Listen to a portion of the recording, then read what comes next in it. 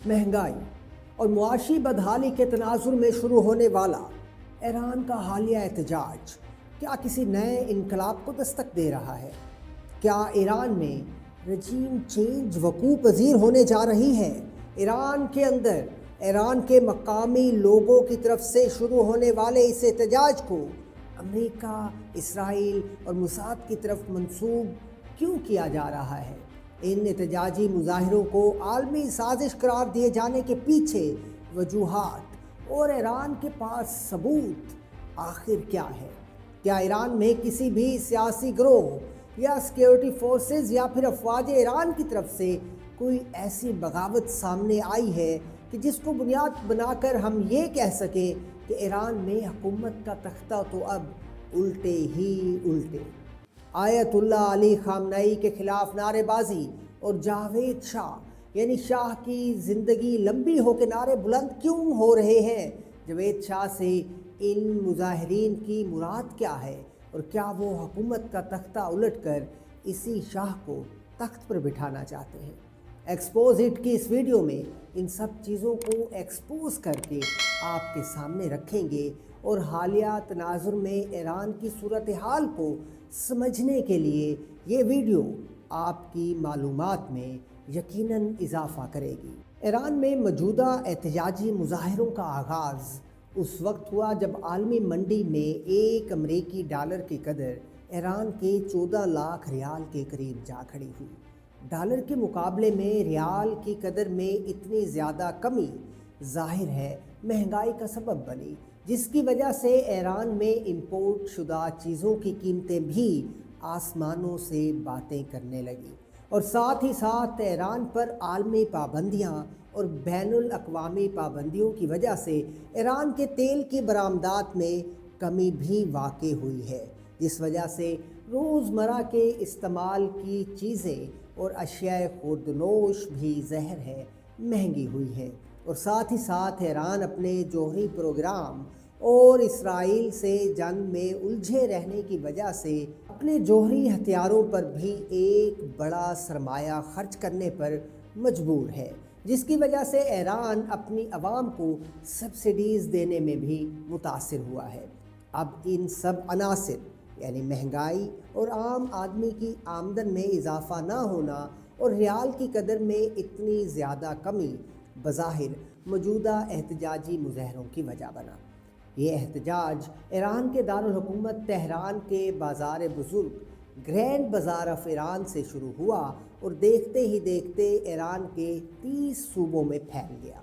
यहाँ एक अहम तरीन सवाल जन्म लेता है और वो ये कि क्या ईरानी हुकूमत ने इन मुजाहिरों को रोकने या इन पर तशद्दुद की पॉलिसी अपनाई थी जिस वजह से ये मुजाहरे बढ़ने लगे हैं? तो इसका जवाब है कि नहीं। इब्तदाई तौर पर ईरानी हुकूमत बल्कि सुप्रीम लीडर आयतुल्लाह अली खामनई ने कहा कि महंगाई के ख़िलाफ़ एहतजाज करना अवाम का बुनियादी हक़ है और इनमें से 80 से 90% लोग अपनी बात में सच्चे हैं। फिर ये नौबत क्यों आई कि ये एहतजाज इस कदर बढ़े और हुकूमत को भी सख्त गिर हाथों से निमटना पड़ा? दोस्तों, ईरानी हुकूमत का ये दावा है कि उन्होंने इस एहतजाज पर उस वक्त गिरफ्त शुरू की जब एहतजाज में शरीक लोगों ने सरकारी और अवामी इमलाक को जलाना शुरू कर दिया और जलाओ घेराव के मुतअद्दिद वाक़यात सामने आने लगे। और फिर ईरानी हुकूमत का ये दावा भी है कि एहतजाज की मद में कुछ लोगों ने रजीम चेंज और निज़ाम को गिराने की बातें भी शुरू कर दी थी।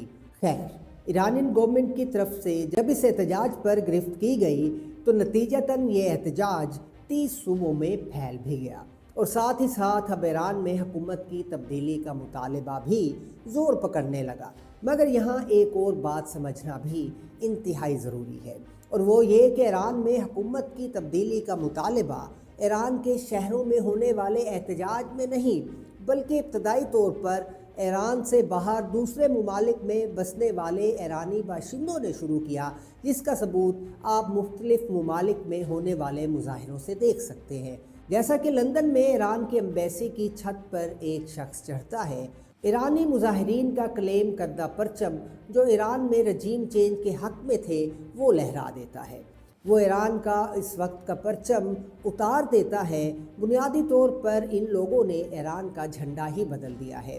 ان مظاہرین کا بنایا گیا جھنڈا ایک خورشید یعنی سورج اور اسد یعنی شیر پر مشتمل ہے، اور یہی نہیں بلکہ ایلون مسک جو ٹویٹر یعنی ایکس کے مالک ہیں، وہ اس جھنڈے کو ایکس پر شیئر کرتے ہیں اور لکھتے ہیں کہ یہی ایران کا اصل جھنڈا ہے جسے یہ مظاہرین سامنے لا رہے ہیں۔ اب ظاہر ہے ایرانی حکومت نے اس پر خاموش تو نہیں رہنا تھا، اور یہ مطالبہ جب ایران کے اندر بھی داخل ہوا تو مظاہرین پر جو ایران میں مظاہرے کر رہے تھے حکومت نے گرفت کی، اور معاملات خراب بھی ہونے لگے، جس کے نتیجے میں کئی ایک لوگ جان سے بھی ہاتھ دھو بیٹھے ہیں اور متعدد زخمی بھی ہیں۔ جیسا کہ میں نے کہا کہ مزید کشیدگی اس وقت سامنے آئی جب ان مظاہرین نے جلاؤ گھراؤ کو اپنا لیا۔ ایران میں 25 مساجد اور ایک امام کا روزہ بھی جلا ڈالا، حتیٰ کہ دعویٰ کیا جا رہا ہے کہ مذہبی مواد کو بھی نظر آتش کیا گیا۔ اس صورتحال کے بعد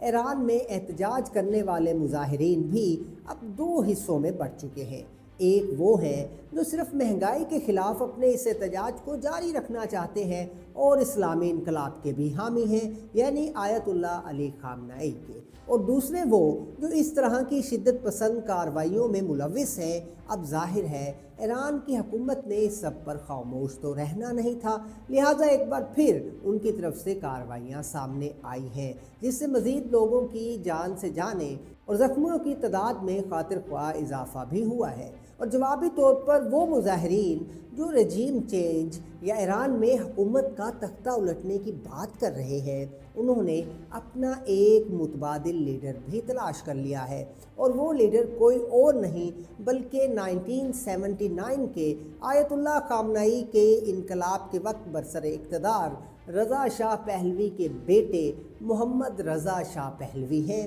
اور ان کے حق میں نعرہ جاوید شاہ کا لگایا جا رہا ہے، یعنی جاویدانی والی زندگی ہو شاہ کی۔ اب یہاں دوسرا اور اہم ترین سوال جنم لیتا ہے، کیا ایران اب انقلاب کے دہانے پر ہے اور یہاں حکومت کی برطرفی لکھی جا چکی ہے؟ تو اس کا جواب یہ ہے کہ ابھی تک ایرانی حکومت کا جو ڈھانچہ ہے وہ مکمل طور پر فعال ہے اور اس میں کسی قسم کی کوئی دراڑ نظر نہیں آ رہی، مگر دوسری طرف امریکی صدر یہ دھمکی دے رہے ہیں کہ اگر ایران نے مظاہرین پر مزید سختی برتی تو امریکہ اس میں مداخلت کرے گا اور مظاہرین کی ہر ممکن مدد عملی طور پر کرنے کے لیے میدان میں آئے گا، اور ایران کو بہت زیادہ نقصان پہنچائے جانے کی باتیں بھی کی جا رہی ہیں۔ اور پھر ان دھمکیوں کے عین مطابق وال اسٹریٹ جرنل کی ایک رپورٹ میں انکشاف بھی ہوا ہے کہ ٹرمپ انتظامیہ نے ایران پر ممکنہ فوجی حملے کے بارے میں گفتگو کی ہے اور اسرائیل کے ساتھ مل کر منصوبہ بھی بنایا جا رہا ہے۔ دوسری طرف ایرانی قیادت نے بھی یہ بیان دیا ہے کہ وہ امریکہ کی ان دھمکیوں کے رد عمل میں اپنا لاہے عمل بھی بنائے گا، اور سپریم لیڈر آیت اللہ علی خامنئی نے امریکہ کو ایران کے اندرونی معاملات میں مداخلت کرنے سے باز رہنے کی تلقین بھی کی ہے، اور کہا ہے کہ امریکہ اپنے اندرونی معاملات پر توجہ مرکوز رکھے۔ ایران کی دفاعی کونسل کی جانب سے بھی اس طرح کے کچھ بیانات سامنے آئے ہیں، اور ان کھلی دھمکیوں اور بیانات کے ساتھ ساتھ مظاہرین کی طرف سے عملی طور پر بھی کچھ ایسے کام کیے گئے ہیں جو انہیں اور ان کے احتجاج کا مقصد جو مہنگائی کے خلاف تھا کو مشکوک بنا دیتے ہیں۔ مثلاً ایک اسلامی ملک یعنی ایران میں مظاہرین کی طرف سے 25 مساجد کو آگ لگا دینا اور مذہبی مواد پر مشتمل کتابوں کو نظر آتش کرنا۔ شاید اس لیے ایرانی حکام کی جانب سے اب یہ دعویٰ بھی کیا جا رہا ہے کہ مظاہرین کے اس احتجاج کو بیرونی قوتوں نے ہائی جیک کر لیا ہے، اور انہیں واضح پیغام دیا جا رہا ہے کہ وہ ایران میں مداخلت سے رک جائیں، ورنہ ایران ہر طرح کی جوابی کارروائی بھی کرے گا اور ان عناصر کے پیچھے جا کر ان سے آہنی ہاتھوں سے نمٹنے کا حق بھی محفوظ رکھتا ہے۔ بہرکیف اب تک کی ایران کی صورتحال کو مد نظر رکھتے ہوئے پوری ذمہ داری اور تحقیق کے بعد ہم آپ سے یہ کہہ سکتے ہیں کہ ایران میں رجیم چینج کی یہ کوشش بظاہر ناکام نظر آ رہی ہے، کیونکہ جیسا کہ ہم نے کہا کہ ایرانی انتظامی امور کے ڈھانچے اور ریاستی ڈھانچے میں کسی قسم کی کوئی دراڑ محسوس نہیں کی گئی، یعنی کسی بھی ایرانی سیاسی شخصیت یا ایرانی پاسداران انقلاب کور کے دستوں یا فوج میں کسی قسم کی کوئی بغاوت سامنے نہیں آئی۔ ایرانی انٹیلیجنس اور سیکیورٹی ادارے بھی مکمل طور پر ریاست کے ساتھ کھڑے نظر آ رہے ہیں۔ یہ ادارے نہ صرف ایرانی حکومت کے بازو ہیں بلکہ اپنے آپ میں بھی ملک کی سلامتی کے ضامن ہیں۔ انقلاب کے امریکی سوشیالوجسٹ جنہوں نے یونان کے انقلاب سے لے کر اب تک کے انقلابات پر کتابیں لکھی ہیں، کہتے ہیں کہ کسی بھی بڑی تبدیلی کے لیے ضروری ہے کہ یہ ادارے یا سیکیورٹی فورسز اپنی ریاست کے خلاف بغاوت پر اتر آئیں یا کم از کم اپنے فرائض سے دستبردار ہو جائیں، مگر تاحال ایران میں ایسا کچھ دکھائی نہیں دے رہا۔ مزید پیش رفت اور صورتحال کا غیر جانبدار تجزیہ ہم آپ کے سامنے پیش کرتے رہیں۔